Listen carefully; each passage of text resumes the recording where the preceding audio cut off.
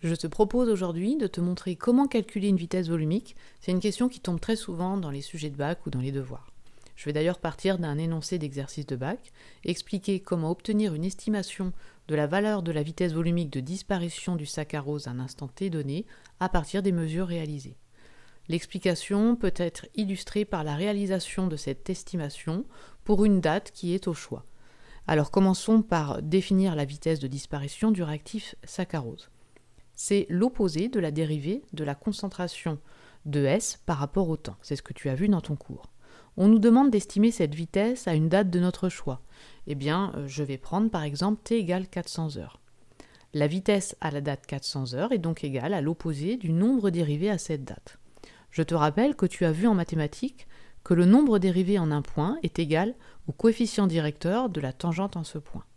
Donc, à la date t égale 400 heures, on trace la tangente à la courbe concentration de S en fonction du temps. Voici qui est fait. On va donc ensuite chercher le coefficient directeur de la tangente et prendre l'opposé. L'opposé parce que le coefficient directeur va être négatif vu que la tangente est décroissante et la valeur de la vitesse est positive. Donc on prend deux points, A et B. Leurs coordonnées, donc pour A, 0 et 0,024 et pour B, 1800 et 0.